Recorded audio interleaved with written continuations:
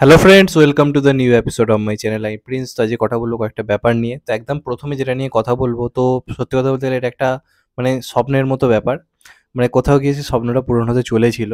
সেটা হচ্ছে এটাই যে Mithun sir, the legend Mithun Chakraborty আমার চ্যানেলে আসতেন এবং আমার পাশে বসে ওয়ান বাই ওয়ান ইন্টারভিউ দিতেন। একদম তোমরা ঠিক শুনছো।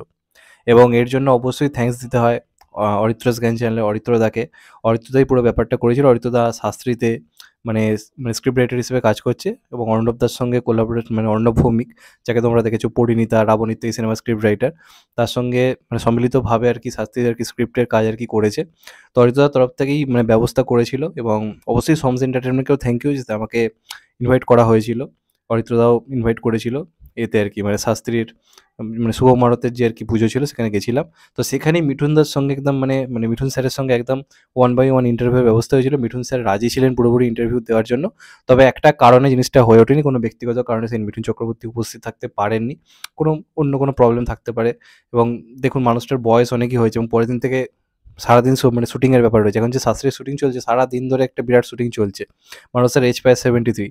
তো তিনি কোনো কারণে উপস্থিত থাকতে পারেননি এবং কোনো মিডিয়া থেকে শুরু করে আমাদের কাউকে তিনি ইন্টারভিউ দিতে পারেননি। তবে এমনটা কথা হয়েছে যে খুব শীঘ্রই পরবর্তীকালে হয়তো হতেও পারে। যদি হয় তো আমার থেকে খুশি বলতে গেলে কেউ হবে না।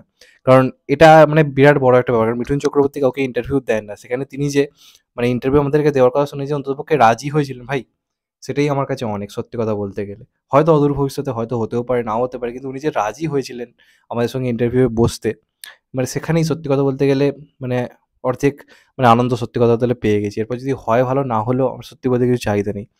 ওনাকে শতকোটি প্রণাম এবং চাইবো উনি সুস্থ থাকুন এবং পরবর্তীকালে বাংলা সিনেমায় একের পর এক মাইলস্টোন করতে থাকুন, যেমন এখন করে যাচ্ছেন। তো শাস্ত্রীর জন্য অনেক শুভেচ্ছা রইলো পুরো টিমকে। কাজটা যেটুকু যা শুনতে পেলাম খুবই বড় একটা কাজ হতে চলেছে এবং আরও কিছু, কিছু ইন্টারভিউ আসবে। মিঠুন স্যারের ইন্টারভিউ নিতে পারিনি, কিন্তু আরও অনেক, অনেক ইন্টারভিউ নিয়েছি। আজকে থেকে একটা, একটা করে কালকে আমি এনেছিলাম প্রতীক্ষিতার ইন্টারভিউ।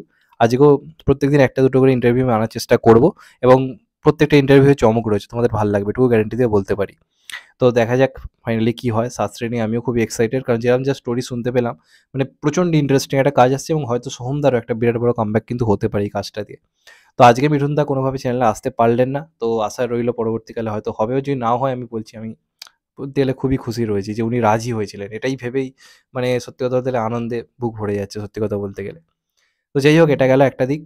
আর এরপর কয়েকটা আপডেট দেবো তোমাদেরকে। একদম প্রথমে যেটা নিয়ে কথা বলবো সেটা বেসিক্যালি হচ্ছে দেশি বয়েজ 2 নিয়ে। দেশি বয়েজ এসেছিল 2011 সালে এবং এখানে আমরা দেখতে পেয়েছিলাম অক্ষয় কুমার, জন আব্রাহামকে।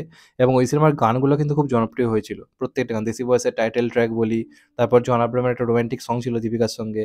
এছাড়া হামকো कहते সুপারম্যান বলে একটা পার্টি সং ছিল। গানগুলো দারুণ হিট হয়েছিল। সিনেমাটা অতটা বক্স অফিসে সফল হয়নি, তবে সিনেমাটা কিন্তু ভালো।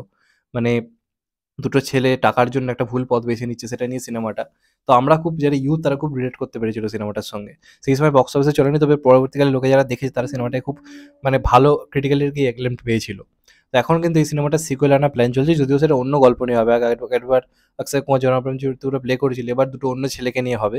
তবে অক্ষয় কুমার, জন আব্রাহাম কিন্তু এই সিনেমার অংশ হচ্ছে না। প্রথমে ভাবা হয়েছিল দুজনকে নিয়ে করা হবে, তবে যেহেতু দুজনেরই বয়স অনেকটা বেড়ে গেছে, তাদেরকে আর ইউথ টাইপের রোলে খুব একটা মানুষই লাগবে না, এমনটা ভেবেই নতুন প্রজন্মের যারা আর কি অভিনেতা তাদেরকে নিয়ে করার প্ল্যান করা হচ্ছে। তো এখন অব্দি একটা খবর, অক্ষয় কুমার এবং জন আব্রাহামের জায়গায় খুব সম্ভবত আমরা বরুণ ধাওয়ান এবং টাইগার শ্রফকে দেখতে পাবো। এবার এই কাস্টিংটা আমি শুনে জানি অনেকেরই এখন মাথায় হাত দিয়ে কি কেন। এবার যদি স্ক্রিপ্ট ভালো হয়, আই থিঙ্ক চলবে। কারণ দেখুন, অক্ষয় কুমারের জায়গায় যখন ভুলভুলাইয়াতে কার্তিক আরিয়ান এলো, আমরা সবাই হেসেছিলাম।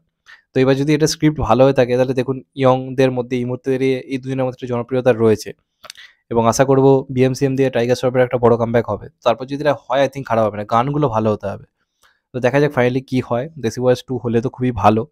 প্রথমটা অতটা সফল হয়নি, সেকেন্ডটা যদি সফল হয় তার থেকে ভালো কিছু হতে পারে না। তো দেখা যাক ফাইনালি কি হয়। আর লাস্ট যেটা নিয়ে কথা বলবো সেটা বেসিক্যালি হচ্ছে অ্যানিম্যাল পার্ক নিয়ে। অ্যানিম্যাল পার্ক নিয়ে বড় আপডেট সামনে এসেছে। আপনাদেরকে বলে রাখি, অ্যানিম্যাল পার্ক নিয়ে এক্সাইটেড নিয়ে এমন লোক কেউ নেই।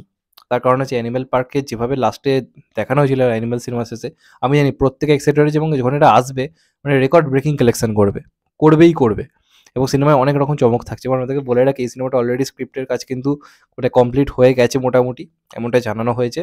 এবং এই সিনেমাটার শুটিং আপডেট তোমাদেরকে দিয়ে রাখছি।